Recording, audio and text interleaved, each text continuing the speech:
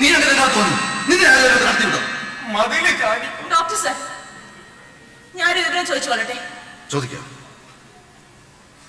രോഗം ഒരു കുറ്റമാണോ? എന്ത്? രോഗം ഒരു കുറ്റമാണോ? രോഗം അങ്ങനെ കുറ്റമാകും? രോഗം ഒരു കുറ്റമല്ലെങ്കിൽ പൊതുനിരത്തിൽ വെച്ച് ഞങ്ങൾ ശിക്ഷിക്കാനും അറസ്റ്റ് ചെയ്യാനും നിയമമുണ്ടാക്കുന്നത് ശരിയാണോ ഡോക്ടർ സർ? സരോജം, ഞങ്ങൾ എന്താ സംസ്കാരമില്ലാത്തവരാകുന്നത്? മനസ്സിന് കുഷ്ഠരോഗം വരുമോ ഡോക്ടർ സർ? അങ്ങ് ക്ഷമിക്കണം, ദുഷിച്ച മനസ്സുള്ളത് കൊണ്ട് കുഷ്ഠരോഗം വരികയുമില്ലല്ലോ.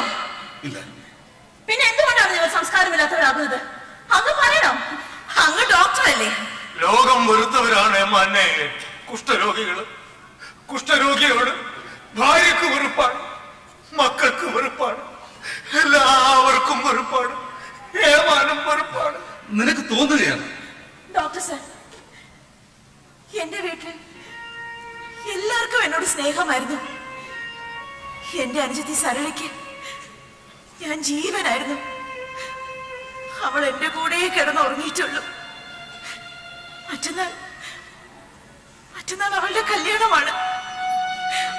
അന്ന് തന്നെ അവൾ അവളുടെ ഭർത്താവിന്റെ കൂടെ പോകും. എന്നെ ആ കല്യാണം ഒന്ന് അറിയിക്കണമെന്ന് പോലും അവൾക്ക് തോന്നിയില്ല. ഞാനൊരു കുഷ്ഠരോഗിയാണ്.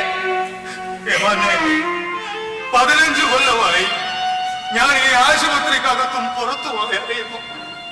ഇന്നേ വരെ സ്നേഹമുള്ളൊരു മുഖം ഞാൻ കണ്ടിട്ടില്ലേ മോനെ? സ്നേഹമുള്ളൊരു വർത്തമാനം ഞാൻ കേട്ടിട്ടില്ല. ഈ മുഖത്ത് കാണുന്ന പാടുകൾ കുഷ്ഠരോഗം വന്നതല്ല മോനെ, തിളച്ച വെള്ളം ഒഴിച്ചത്.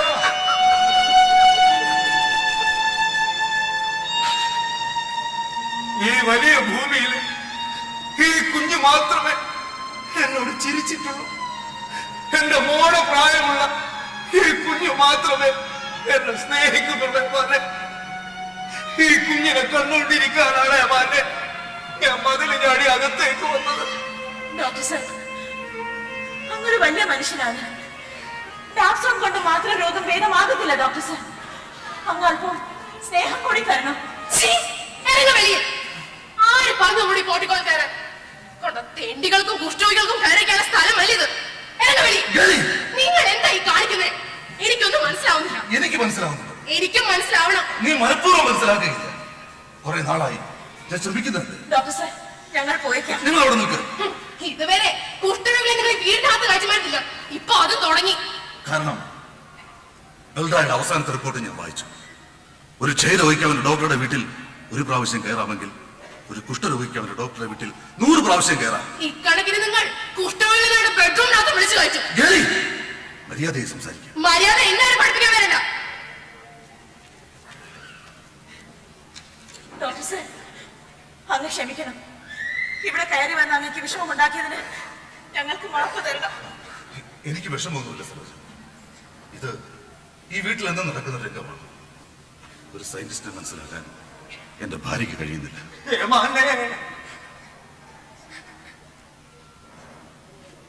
ഇങ്ങനെ അടുത്തു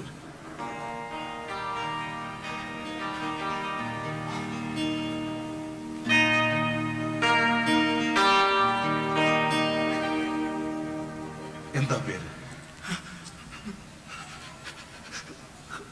ഗോവിന്ദൻ.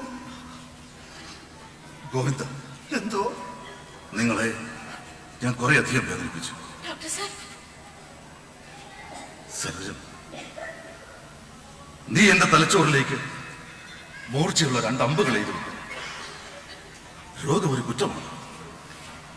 മനസ്സിന് കുഷ്ഠരോഗം വരുമോ? അതേ തുടർന്ന് കുഷ്ഠരോഗികളുടെ ഹൃദയവും ഇന്ന് ആദ്യമായി ഞാൻ കണ്ടു. ഡോക്ടർ എന്ന് വിളിക്കും.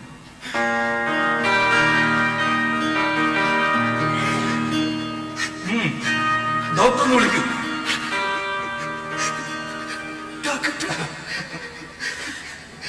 ഇതിലും വലിയൊരു ബഹുമാനമാക്കില്ല. ഇതിലും വലിയൊരു പദവി എന്തോ. ഈ വലിയ ഭൂമി നിന്നെ സ്നേഹിക്കാൻ സരോജത്തെ കൂടാതെ ഒരാൾ കൂടിയുണ്ടെന്ന് വിശ്വസിക്കുന്നു. ഒരാൾ ഡോക്ടർ സർ, അങ്ങനെ വലിയ മനുഷ്യനാണ്, നിങ്ങളുടെ കാണപ്പെട്ട ദൈവമാണ്. ഞാനൊരു ഡോക്ടർ പോലും ആയിട്ടല്ല സാർ. ഞാൻ കോളനിയിലേക്ക് പോയിക്കോട്ടെ. ശരി, പോയിക്കോ.